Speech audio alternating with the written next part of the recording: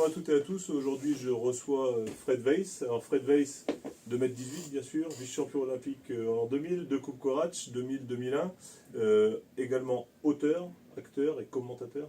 Et compositeur bientôt. Et compositeur bientôt. Alors, on va passer un petit moment ensemble, Fred, autour de ta carrière. Bien sûr, on est sur une année olympique. Oui. Et puis, tout ce que tu fais à côté, parce que en fait, ces vidéos servent aussi à savoir ce que tu es devenu dans l'après-carrière sportive. Okay. Est-ce que tu peux nous en dire un peu plus sur ton enfance, comment tu as découvert le basket? Est-ce que c'est venu naturellement? C'est venu naturellement parce que mon papa et ma soeur jouaient au basket. Mon papa a joué jusqu'en National 1 et ma soeur a été internationale. Et ma soeur a 11 ans de plus que moi, donc j'ai voulu essayer de reproduire le même schéma et de me rapprocher de mon papa. Et donc je me suis mis au basket, j'allais dire par obligation quasiment. Donc j'ai suivi les pas de ma famille. Toute la famille aussi grande que toi? Non, parce que ma soeur est une femme. Et elle fait 1m88, ce qui est quand même déjà très grand pour l'époque. Et en plus, elle a 11 ans de plus que moi, comme je disais. Donc c'était très grand. Et mon père faisait 1m94. Et il jouait pivot à l'époque. Donc le même poste que moi. Alors que voilà, on a quelques différences de gabarit. Ouais. Donc tu viens notamment de Lorraine? Alors pas notamment, je viens de Lorraine. Et justement, comment on se retrouve de la Lorraine à Limoges? Explique-moi un peu le parcours. En fait, le parcours il est assez simple. Hein. J'ai été repéré en Lorraine, justement. Je suis allé au Crêpes de Nancy. Au Crêpes de Nancy, on m'a repéré pour aller à l'INSEP. Donc à 15 ans, j'étais déjà à l'INSEP. J'ai passé 3 ans là-bas où j'ai passé mon bac. Parce que ma maman m'a dit, si tu passes pas ton bac, tu ne pourras pas jouer professionnel. Ce qui maintenant paraît une aberration, mais je pense que c'était une très bonne chose. Et ensuite, donc à 18 ans, j'ai commencé à être repéré par plusieurs clubs. Et le club qui me plaisait le plus, parce que c'était le club qui était champion d'Europe en 93, c'était Limoges. Et ils m'ont fait une proposition, je suis allé à Limoges, évidemment, avec un énorme plaisir. Quand tu t'es retrouvé à l'INSEP à 15 ans, on est quand même à 500 bornes de chez soi, c'était facile? C'était affreux, c'était dur. La première année, j'ai été harcelé. Parce qu'en plus, moi, je suis un fils à maman. Donc, je suis en plus d'une famille italienne, donc je suis le fils. Je ne savais même pas faire mon lit, je ne savais rien faire du tout. Tu sais toujours pas? Non, j'avais pas besoin d'apprendre depuis. Non, j'ai jamais appris à faire mon lit à cette époque-là. Je suis arrivé, ma maman m'avait couvé, et je suis arrivé dans un milieu concurrentiel, très concurrentiel même, le sport de haut niveau, donc j'étais pas adapté à ça, clairement. Tu as été bisuté? J'étais bisuté, j'étais rebisuté, bibisuté, enfin voilà, c'était très très dur au début, jusqu'à ce que je me rebelle un petit peu pour trouver mes marques en fait.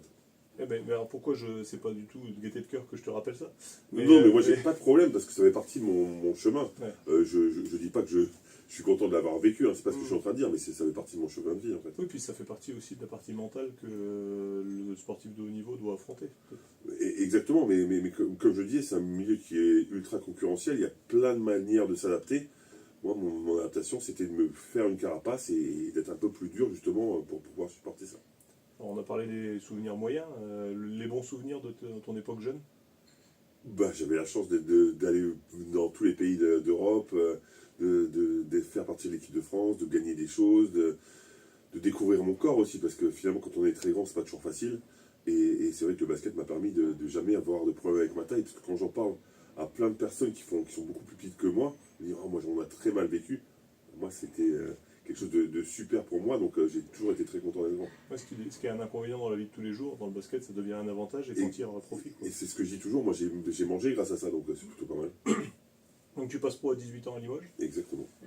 Juste un petit récap, en termes de taille, tu as toujours été au-dessus de la moyenne ou tu as grandi d'un coup?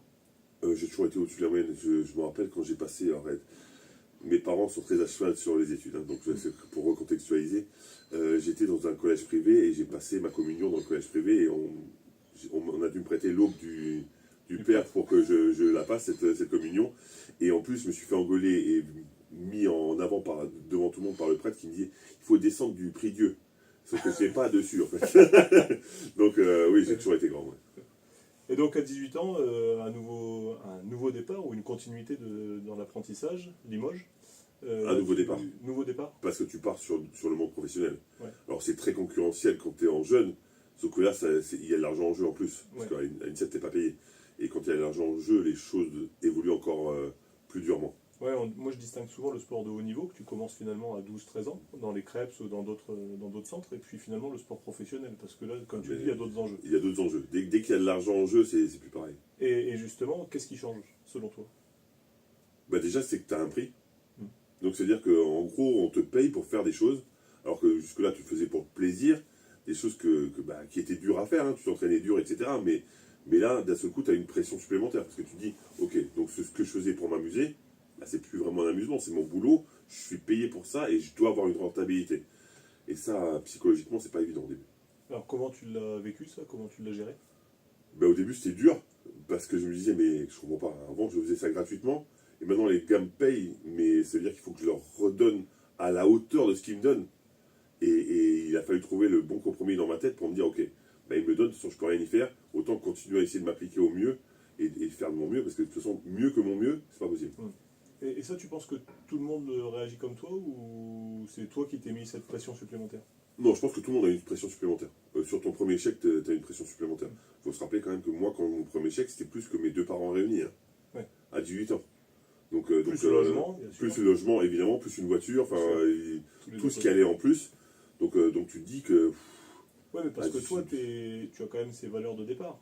Peut-être que lorsque d'autres perçoivent un chèque comme ça, c'est pas aussi important pour eux.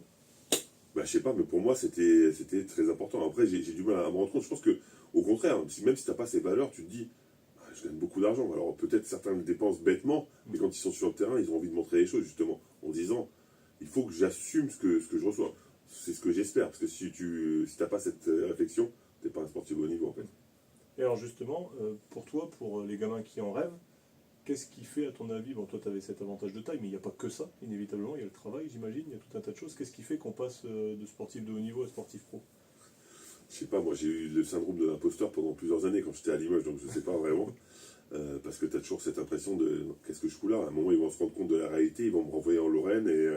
Moi, il faut se rappeler quand même, quand je suis arrivé à Limoges, il y avait Richard Dacoury, Hugo Corset, Yann Bonato, Jim Bilba, et j'en passe et des meilleurs. Donc tu te dis qu'est-ce que je fous avec ces superstars du basket français? Parce qu'à l'époque. T'as pas cité Franck de Terre?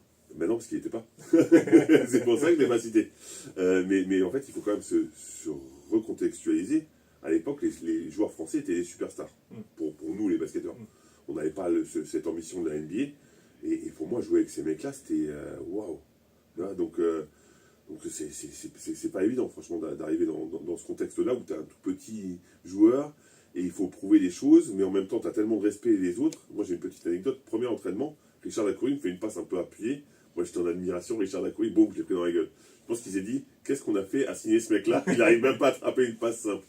Donc non, c'est pas évident par rapport à ça. Et donc, du coup, tu n'as quand même pas répondu à ma question. Qu'est-ce qu'il faut, selon toi, pour accéder à ce Je ne niveau? sais rien. Honnêtement, c'est difficile. J'ai un gros problème d'ego. Et c'est mon ego, moi, qui m'a permis d'avancer à chaque fois. En fait, quand je suis arrivé, j'étais le plus mauvais à l'image. Sans aucun problème, j'avais 18 ans, il n'y avait que des stars. Et j'aime pas être le plus mauvais.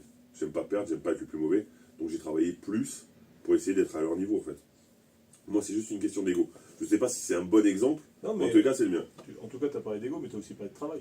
Oui, non, mais bien sûr. Ego qui t'a forcé à travailler. Mon ego m'a forcé à travailler, voilà. Parce qu'en fait, tu peux pas avoir un ego en disant que t'es le meilleur et ne pas le montrer sur le terrain. Parce que ça, c'est un moment, tu peux pas te mentir à toi-même. Exactement, t'es rattrapé. Mais concrètement, pour moi, c'était important d'avoir cet ego qui m'a dit, ok, ça suffit.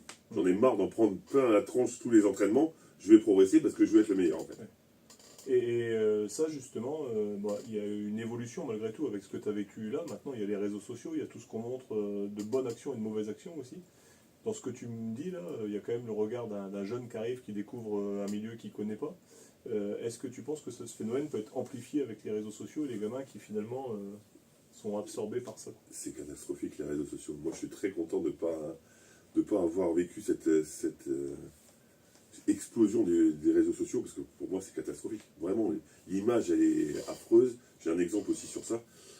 Je jouais un match en Espagne déjà, et sur Facebook à l'époque. Et en fait, on perd le match, et le soir, je sors, mais je bois un coup. Et un supporter me donne des lunettes roses, fluo, qui flashent, tu vois. Et je les mets, le mec me prend en photo, il me met sur Facebook. Je me suis fait défoncer par les gens.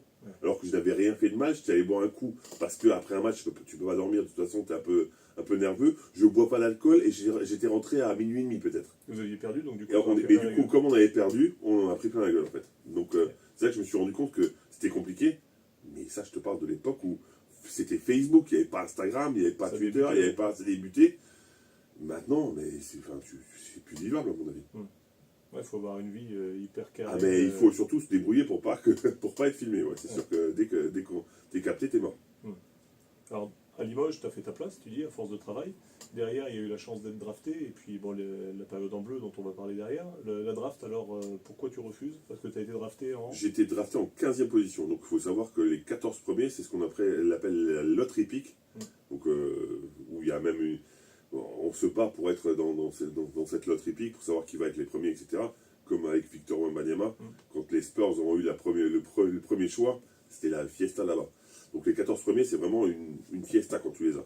Donc 15e, en gros, c'est le premier qui n'est pas dans la loterie pick.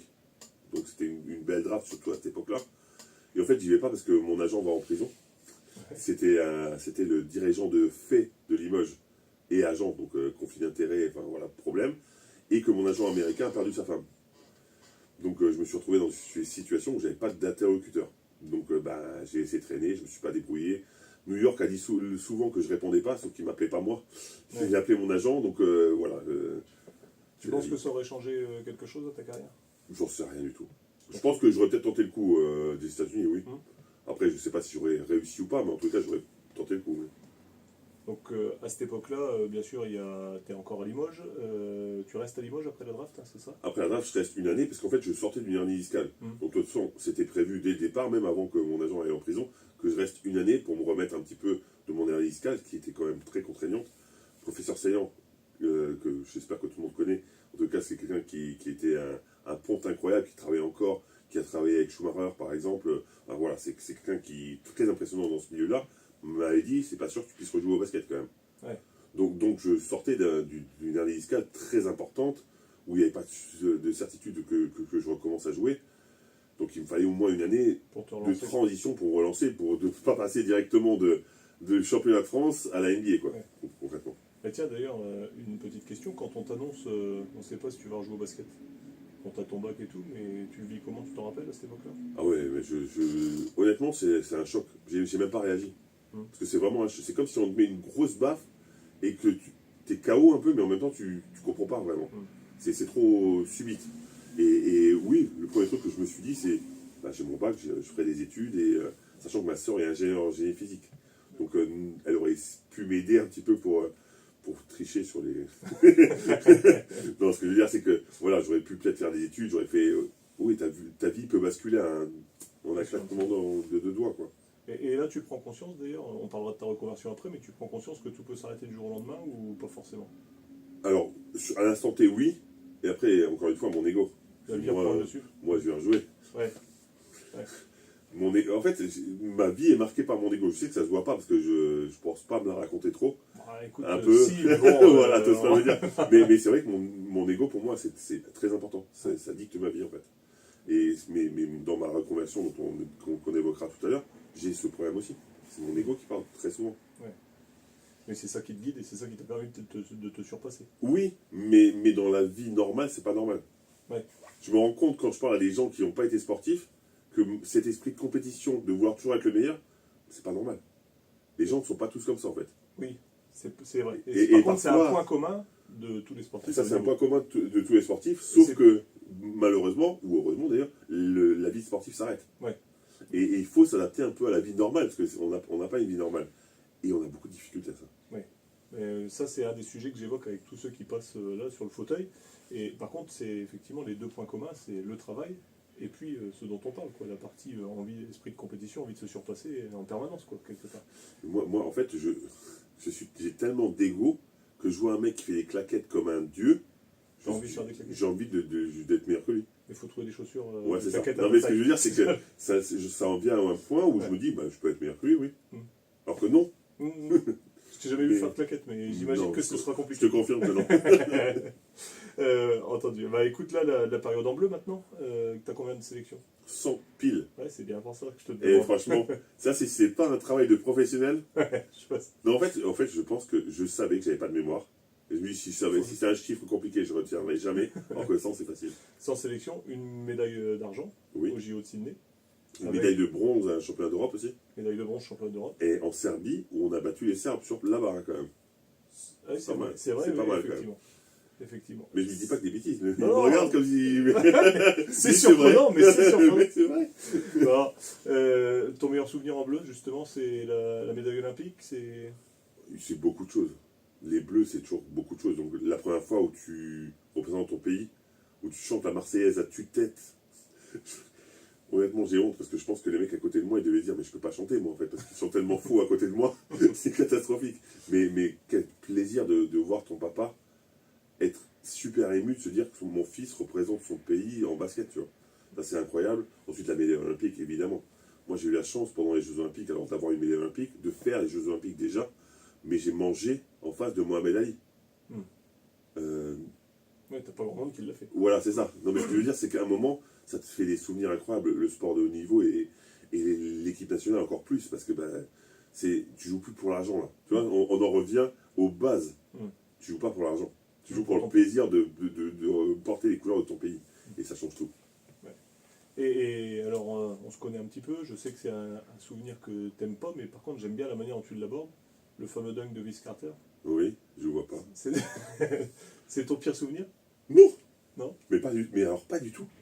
Mais pourquoi ça serait... En fait, c'est devenu mon pire souvenir à cause des baskettiques qui m'en parlent. Mais concrètement, en soi, c'est pas un pire souvenir. Non. C'est 2 points. C'est une action extraordinaire d'un mec extraordinaire. Physiquement, mais en plus hyper sympa.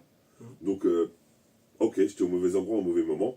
Mais me flageller parce que j'ai reçu un dunk sur la tête, c'est ça que je comprends pas. Et tu vois, pendant une période, c'est devenu mon pire souvenir, mais à cause des autres. Mais pas à cause de moi, en fait. Mais je m'en fous, moi, je suis plus dépendant des autres, et tant pis. Non, mais c'est aussi pour ça que je te pose la question, parce que je trouve que la manière dont tu l'abordes, alors que, tu m'excuses, mais t'en as pris plein la gueule, et t'en prends encore plein la gueule. Tous les anniversaires. En fait, tu sais quoi, moi je me rappelle jamais, mais quand je reçois, je sais que c'est l'anniversaire, parce que sur Twitter, je reçois mon anniversaire Big Fight Style. Alors mon anniversaire, c'est le 22 juin, ça n'a aucun rapport. Donc je suppose que c'est pas pour moi. Non, je pense. Bon, parallèlement, on ferme cet épisode bleu. Après Limoges, tu pars en Espagne? Je pars en Espagne. Enfin, je pars en Grèce 1 mois et demi, mais les Grecs, comme d'habitude, m'ont rectifié. Ouais. Et donc, ils m'ont pas payé. Et donc, Malkovich me rappelle, parce que c'était lui qui m'avait fait venir à Limoges au départ, et il me rappelle pour aller à Malaga. Oui. D'accord. Là, l'expérience espagnole, tu peux nous en dire un mot? Changement de basket ou... Changement de basket. Changement de vie aussi? Changement de basket, changement de vie, parce que ça va plus vite, parce qu'on était passé aux 24 secondes, donc déjà ça allait plus vite, le basket espagnol ça va plus vite, c'est le meilleur championnat d'Europe, clairement. Donc ouais, tu joues comme un mercenaire, parce que même si oui exactement, même si tu aimes ton maillot, etc., c'est pas chez toi, tu es un étranger, et tu sais pas combien de temps tu vas rester en fait. Donc tu joues comme un mercenaire, et ça aussi c'est une étape importante. D'esprit. Mais ça te met encore plus de pression en fait. Ouais. Mais en fait, je crois que la pression, ça va toujours crescendo dans la vie. Et la première fois que tu t'es payé, tu as beaucoup de pression, mais que la première fois que tu es payé à l'étranger, comme un étranger, c'est dur. Donc qu'est-ce que j'ai fait? J'ai appris l'espagnol rapidement. Pour essayer de m'intégrer plus, pour répondre aux interviews, pour montrer que je m'étais impliqué complètement et pour me sentir un peu moins étranger. Ouais. Et être plus légitime finalement quand tu reçois ton chèque. Alors je sais pas si ça avait un rapport avec la légitimité. Peut-être que mais c'était plus inconscient. Mais c'était plus pour m'intégrer, réellement pour... En fait, j'ai besoin d'avoir et de ressentir les valeurs des clubs que je défends. Et si tu parles pas la langue, j'ai l'impression que tu peux pas... tu vois, si j'avais parlé en américain ou en français là-bas, je me serais senti un petit peu illégitime, comme tu le dis. Mais là, je me dis, ok, je me suis appliqué, je me sens vraiment ici... mon fils est né à Malaga. Enfin, tu vois, il y a beaucoup de choses qui me font dire que Malaga, c'est comme une vraie étape dans ma vie, quoi. Ouais. Et alors, tu rebondis sur ton fils? Tu t'en parles dans ton livre? Je rebondis pas sur mon fils, sinon il meurt. Ouais, c'est vrai aussi. Non, mais tu parles de ton fils et je rebondis dessus, du coup. D'accord. Là, il mourra peut-être un petit peu moins. Ouais, un peu moins. Mais, mais quand même, ça ne joue pas grand-chose. T'en parles dans ton livre. Ton fils est autiste. Oui. Tu as d'ailleurs fondé une association qui soutient les autistes, enfin qui soutient la vie autour de l'autisme. En fait, ce qu'on a créé, c'est qu'on a créé une association qui fait des camps de basket. Parce que moi, j'en ai marre d'aller taper les gens en disant donnez de l'argent. Non. On crée quelque chose, des camps de basket dans ce cas précis, c'est-à-dire qu'en fait, tu payes une prestation, et sur cette prestation, les bénéfices, on les reverse à des IME, à des foyers de vie, à tous ces endroits qui accueillent des enfants, des adultes autistes, pour essayer de les soulager, de leur donner un peu d'argent. Voilà, en gros. Et alors, tu en parles dans ton livre, quand tu sais que ton fils est autiste au départ, ça te fait quoi? Ben, j'ai pris le plus grand choc de ma vie. J'ai essayé de me suicider 2 fois. J'étais en dépression. J'ai pris 50 kilos parce que je prenais des cachets. Du coup. Euh, J'aime à dire que je suis mort une ou 2 fois déjà depuis. Et que bah, j'ai réussi à me remettre un petit peu. Il m'a fallu beaucoup, beaucoup de temps. Il m'a fallu plus de 10 ans. Mais qu'une partie de moi est morte. Ouais. Et pourquoi, selon toi? Mais parce que on dit toujours que les mamans sont nées pour être maman. Moi, j'étais né pour être papa. Moi, c'était le rêve absolu de ma vie. Moi, l'argent, c'est pas vraiment ce qui m'intéresse. J'ai pas de montre, j'ai un téléphone pourri. L'argent, c'est pas le moteur de ma vie. Mais par contre, la famille, ici, et me dire que mon fils ne pouvait pas me donner de descendance, ça m'a complètement détruit, en fait. Que, juste pour quand même expliquer, mon fils a 22 ans maintenant, je lave quand il vient chez moi. C'est-à-dire que je lui lave toutes les parties de son corps. Je ne pensais pas laver le pénis de mon fils quand il aurait 22 ans. Et je peux te dire que ça te permet d'avoir bien les pieds sur terre et de bien comprendre ce que c'est la vraie vie. Mais pour l'assumer, il m'a fallu, ouais, quand je dis 10 ans, peut-être même 15, enfin, depuis que je sais en fait. C'est un travail sur toi que... C'est un travail que je fais au quotidien. Hein. Encore parfois, je suis en colère avec lui, alors c'est pas de sa faute. Je suis en colère avec moi parce que j'arrive pas à l'assumer. Il y a des jours qui sont bien, et des jours qui sont plus difficiles. Mais l'avantage, c'est que je suis devenu un comédien maintenant, donc personne ne le voit. Mais tu le ressens quand même. Ah, mais moi, je le sais. Je le sais, je le vis, je le ressens. Mais tout le monde me dit que je suis d'humeur égale tout le temps. Ce qui est pas du tout vrai, en fait. Et alors, justement, tu parles de l'assumer, d'avoir les pieds sur terre. Du coup, tu as mené une double carrière, celle de papa et J'ai eu celle peur de... quand t'as dit j'ai mené une double vie. Non, Celle-là, je la sens pas bien du tout, cette phrase. une double carrière.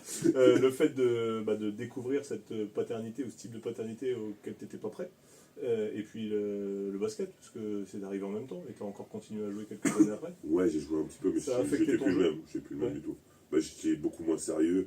Je faisais plus attention à mon poids, alors que j'ai des problèmes de poids depuis le départ. Sauf que, comme j'ai toujours fait attention, bah, ça se voyait pas à l'époque.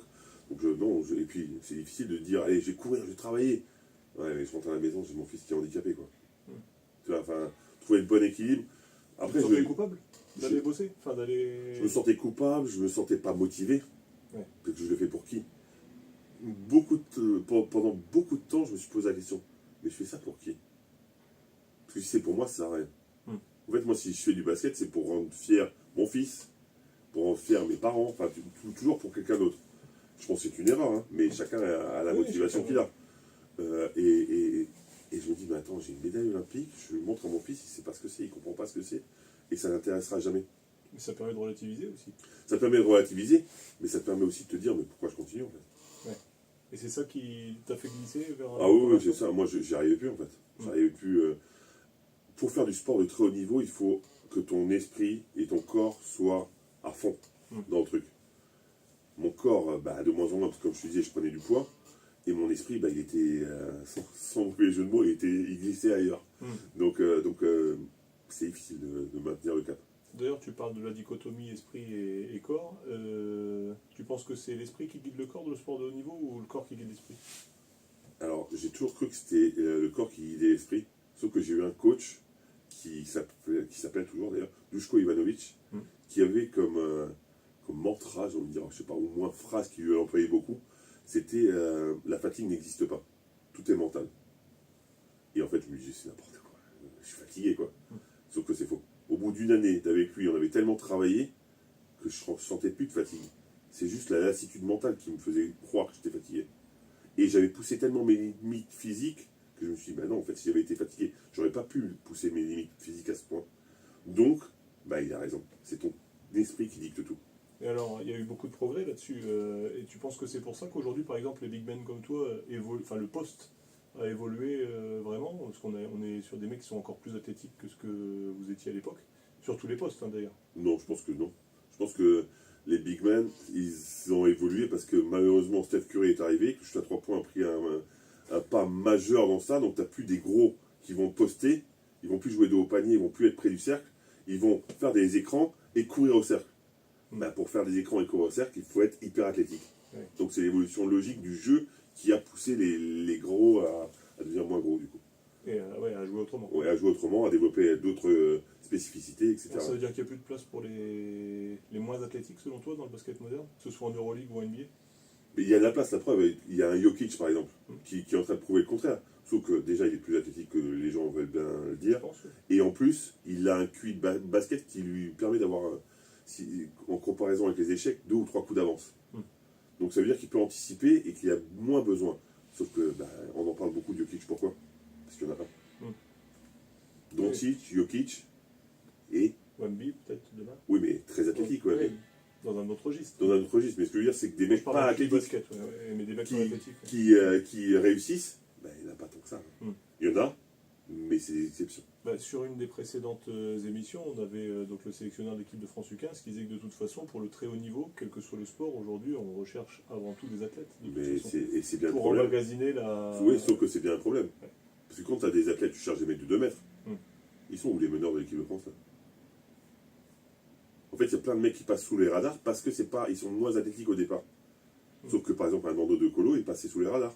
Sauf que tu n'as plus de meneurs en équipe de France parce que tu cherches que des mecs de 2 mecs super athlétiques. Mais il n'y a pas que ça dans le basket. C'est ce qui me plaît dans mon sport justement. C'est qu'il y a des petits, des moyens, des grands, des mecs super athlétiques, des mecs un petit peu moins athlétiques mais qui ont cette science du Pourquoi jeu. tu me regardes comme tu dis un petit peu Moi, moins athlétique. alors j'aurais dit beaucoup moins. Par contre, tu as dit science du jeu derrière, ça me. Oui, Non, mais c'est bien, non, toi. c'était pas pour moi. Non, mais effectivement, oui, parce que on arrive. Après, ça génère pas mal de questions sur est-ce qu'on va finalement augmenter la taille du panier, est-ce qu'on va faire une ligne à 4 points, toutes ces questions-là, tu les vis comment, toi? T'as un avis dessus ou- J'ai un avis, oui. En fait, quand tu vois, j'ai fait le Paris-Roubaix qui part de Compiègne, et on parlait du vélo et de l'évolution du vélo, des athlètes, etc. On est obligé de trouver des solutions tellement c'est compliqué. Parce qu'ils vont trop vite, parce qu'ils sont de plus en plus performants jeunes, donc ils ont moins d'expérience dans le peloton, et plein de choses comme ça. Et je me dis que le basket c'est pareil, sauf que nous on a moins de risques physiques, mais l'évolution elle tend aussi à ça, où les mecs vont... Victor Wembanyama, je pense qu'avec les dents il peut dunker là. C'est clair. Donc ça veut dire qu'avec ses grands bras, tu mets le panier à 3,45 m, pour lui, je suis même pas sûr qu'il voit la différence en fait. Donc je pense qu'il va falloir des évolutions, ouais. Parce que physiquement ça devient des monstres, ça devient des Formule 1, ça devient des... Nous on était beaucoup plus basés justement, ou en tous les cas en Europe, sur ce côté, on réfléchit, on fait des systèmes, on joue collectivement. Les mecs en NBA c'est des machines. Donc oui, je pense qu'il va falloir trouver des évolutions, et le shoot à 3 points c'est pareil. Pourquoi on ne shoot plus à l'intérieur? Parce qu'on est à 50% à l'intérieur. On est à 40, voire plus, à 3 points. C'est vrai. C'est mathématique en fait. Ça compte un peu plus. Mais c'est mathématique. Il vaut mieux shooter à 3 points que shooter à 2. Donc, il va falloir reculer de plus en plus ta ligne, trouver des solutions pour que il y ait moins de paniers à 3 points, soit reculer la ligne à 3 points, soit mettre des paniers à 4 points pour tendre à shooter de là. Je ne sais pas quelles sont les solutions, mais la NBA va trouver. Sur ça, c'est des génies. Alors NBA ou Euroleague? Alors je commente la NBA. Je suis très fan de l'Euroleague, moi, parce que j'ai été bercé par ça, etc. Il faut se rappeler que j'ai eu Malkovic, Ivanovic, Tanjevic, donc Déjà, que des Vic. à E3, il y a eu quelques titres. Il y a eu quelques titres, mais c'est surtout des mecs en Vic, donc qui ont cette culture européenne, qui t'apprennent le basket comme moi j'aime. Mais j'avoue que j'aime beaucoup la NBA aussi. Alors si je dois choisir à regarder un match, sauf si c'est pas pour le travail, je vais regarder l'Euroleague. Mais après, la NBA, j'ai appris à aimer. Parce que c'est le décorum, parce que les histoires qu'ils racontent, parce qu'ils mettent en avant les anciens, parce qu'ils mettent en avant des statistiques. Et moi qui aime bien les statistiques, j'aime bien. Mais c'est pas pour les mêmes raisons en fait. Et puis il y a des joueurs tellement incroyables en NBA. Moi je suis un grand fan de LeBron James par exemple. C'est le numéro 2 de l'histoire, juste après Jojo. Ah, merci. Mais je suis d'accord avec toi. Et distinguo entre saison régulière et playoff quand même pour la NBA? Ah bien sûr. En fait, il faut quand même se rappeler que pendant la saison régulière, il y a 82 matchs. Donc tu ne peux pas être performant pendant les 82 matchs. Mais aussi, il faut se rappeler que c'est les meilleurs joueurs du monde qui jouent là-bas. Donc quand ça commence à compter, tu vois que c'est les meilleurs joueurs du monde. Parce qu'ils commencent à défendre, ils s'appliquent. Et là, par contre, il y a un titre en jeu. Et à partir du moment où il y a un titre en jeu, les Ricains et tous les Européens, les gens du monde entier, ils ont cette capacité à se transcender, à être encore meilleurs. Donc oui, là par contre, quand tu parles de play-off, je suis désolé pour l'Euroleague, j'aime beaucoup l'Euroleague, mais tu ne peux pas tester. Même le Final Four? Même le Final Four, je pense pas. Après, une équipe comme le Real Madrid, je pense qu'en ferait chier pas mal, si tu me passes l'expression.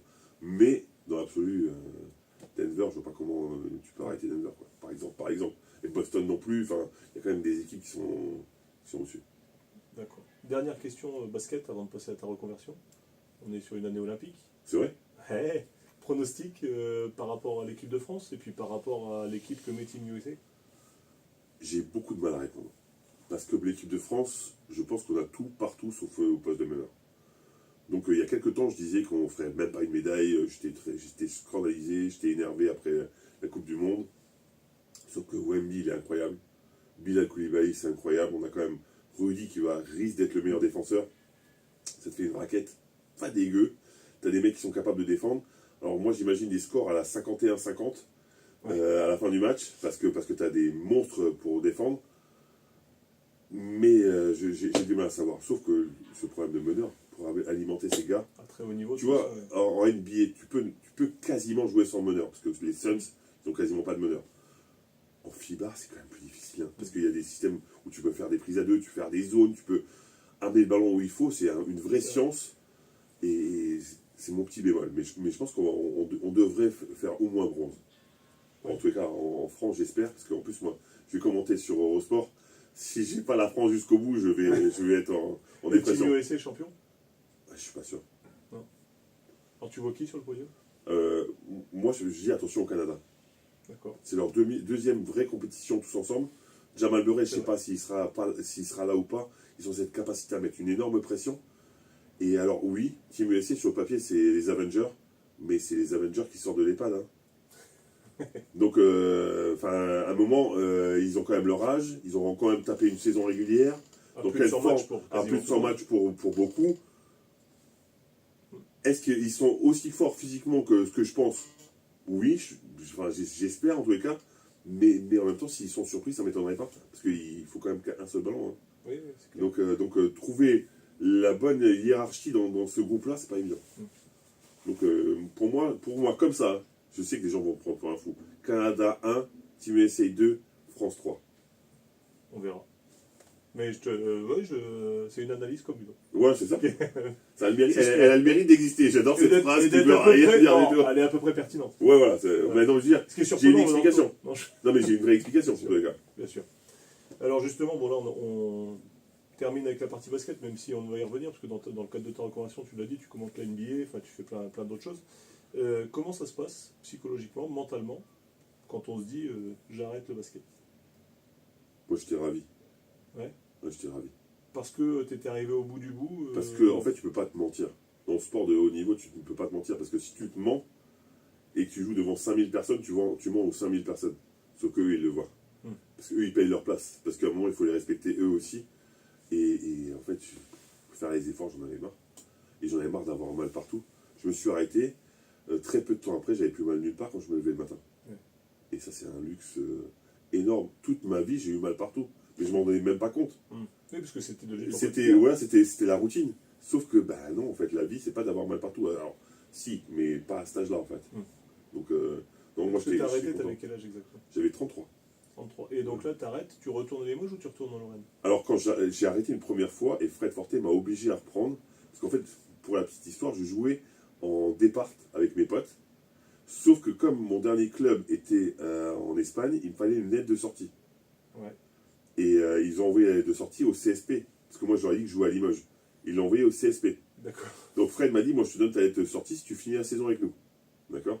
Donc j'ai fini la saison. Il m'a dit, allez, on repart en proie. Fred, tu fais bien une petite saison. Sauf que j'ai tenu 6 mois parce que j'avais mal au genou déjà. Et voilà pourquoi j'ai arrêté. Donc je n'ai pas bougé de Limoges, en fait. J'ai arrêté, repris et réarrêté à Limoges. Et donc à Limoges, après, tu reconstruis une nouvelle vie, encore une fois? Oui, c'est ça. Qu'est-ce que tu fais? J'ai acheté des brasseries. J'avais 3 brasseries, 40 employés. Je ne souhaite pas à mon pire ennemi. Parce que 40 employés, c'est 40 problèmes. Bien sûr. Par jour. Donc, c'est pas mon truc. Je ne sais pas faire. Parce que nous, encore une fois, moi, je viens d'un monde où c'est marche ou crève. Je dis pas que mon monde est bien. Je dis simplement que c'est tout ce que j'ai connu. Ouais. Et donc, d'un seul coup, quand les mecs venaient se plaindre et dire ah oui, mais moi, ma copine, elle n'est pas en forme en ce moment.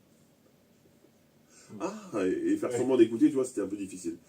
Donc c'était pas une très bonne expérience. Et puis en plus, la restauration, si tu n'es pas dedans, pardon, c'est complexe. Et pourquoi la brasserie d'ailleurs à ce moment-là? Bah, parce que j'avais toujours rêvé d'avoir un endroit pour aller avec mes potes pour manger. Enfin, c'est complètement débile en fait. Faut pas, de temps en temps, faut pas trop m'en demander. Hein. Je suis allé au basique, j'avais envie de bouffer des trucs qui me plaisaient, j'ai acheté une brasserie quoi. Et en fait, voilà, on a revendu et on a essayé d'acheter un bureau de tabac. On a acheté un bureau de tabac. Sauf que c'est un moment où j'ai commencé à un peu exploser par rapport à ma deuxième reconversion, c'est-à-dire le consulting. Et donc, j'avais plus trop le temps et voilà quoi. Oui, donc après la brasserie, tu achètes des bureaux de tabac. Alors, J'achète un bureau de tabac ouais. qui était classé 150e en France. Donc une grosse affaire. Ça veut dire qu'il y avait 27 000 tabacs à l'époque. Donc 150e, ça veut dire que c'était une grosse affaire, beaucoup de travail, 4 employés encore une fois, donc ça fonctionnait pas mal. Sauf que le problème que j'avais, c'était une question de temps en fait. Je rentrais, j'étais cramé d'avoir commenté les matchs, etc. Je devais bosser, enfin c'était plus possible. C'était plus tenable.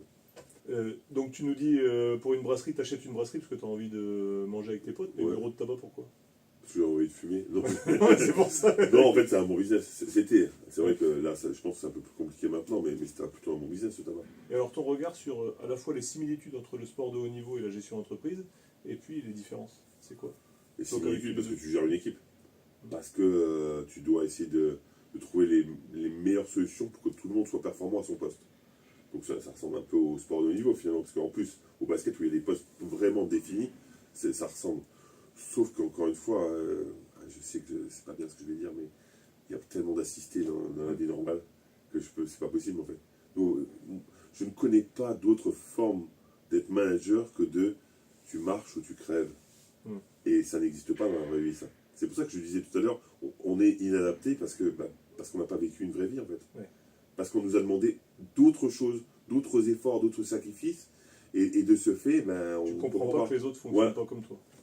Pour moi, en fait, ma boîte, c'était ma boîte. Moi, j'ai joué, je pouvais pas rentrer ma cheville dans ma chaussure, tellement elle était enflée. Mais j'ai joué, parce que mon club me le demandait. Ouais. Mais c'est pas possible dans la vraie vie, ça. Et maintenant, avec le recul, je le comprends. Mais tu sors juste de ce monde-là, tu peux pas comprendre. C'est pas possible. Je dis, mais pourquoi il fait pas ça, en fait? Ouais. En fait, il vient juste pour prendre son chèque. C'est pas dans ta logique.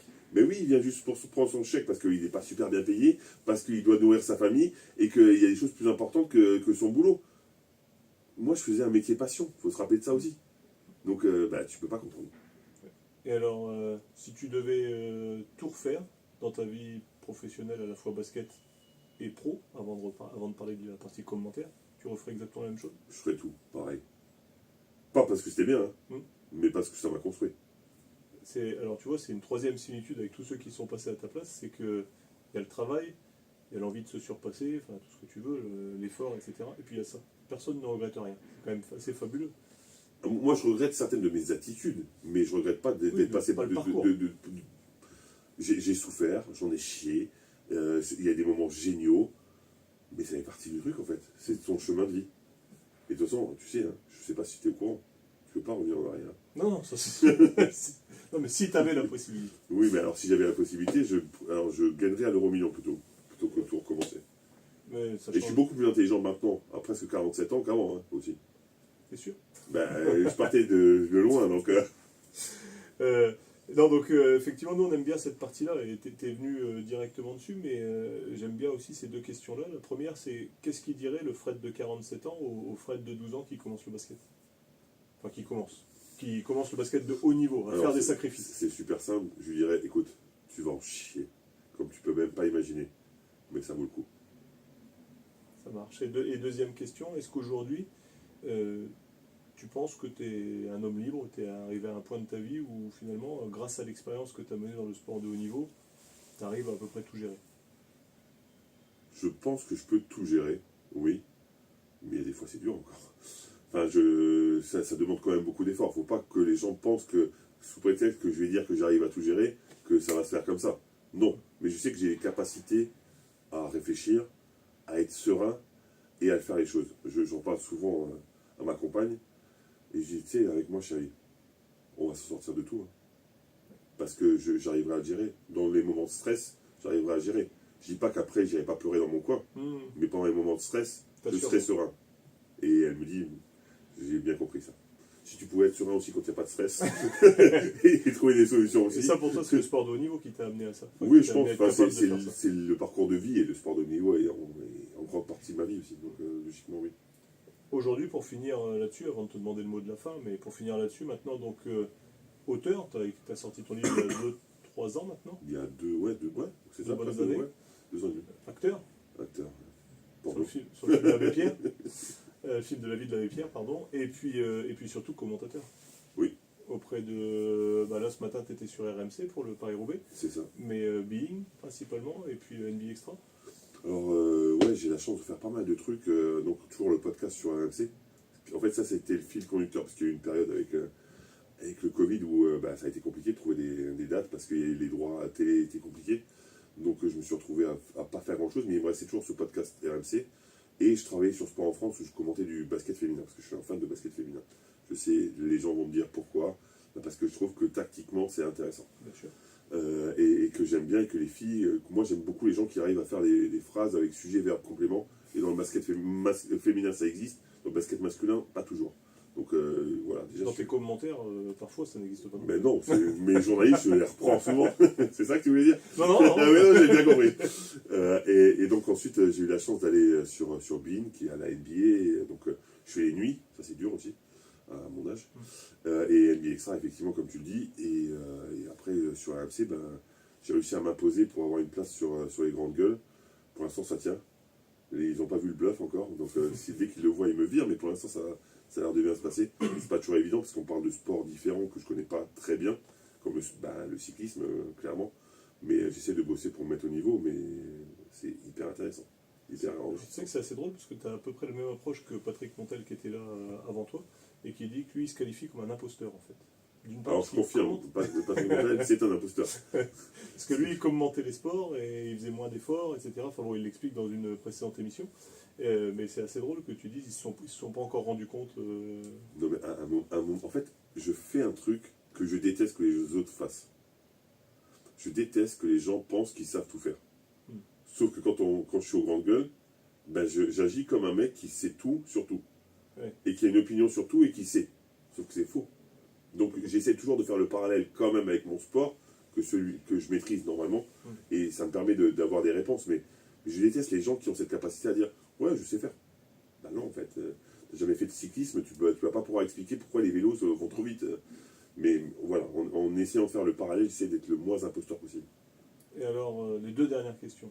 Les conseils que tu donnerais à un gamin qui a envie de vivre une vie un peu extraordinaire, à la fois de sport de haut niveau, de sport pro, puis une reconversion réussie?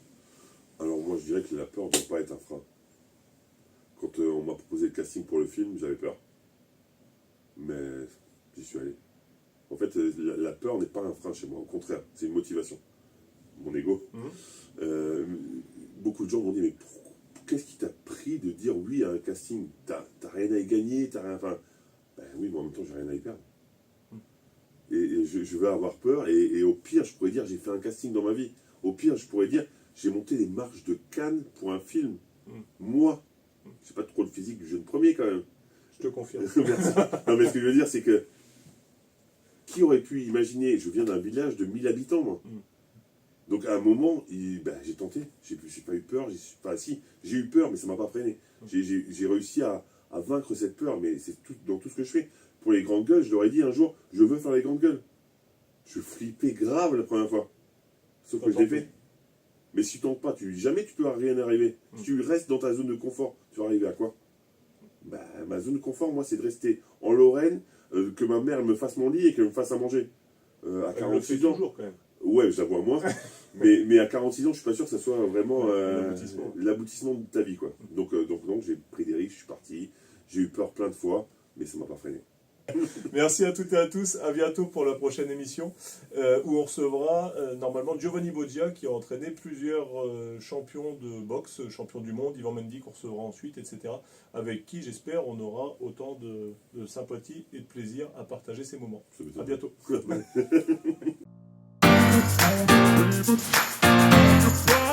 Baby.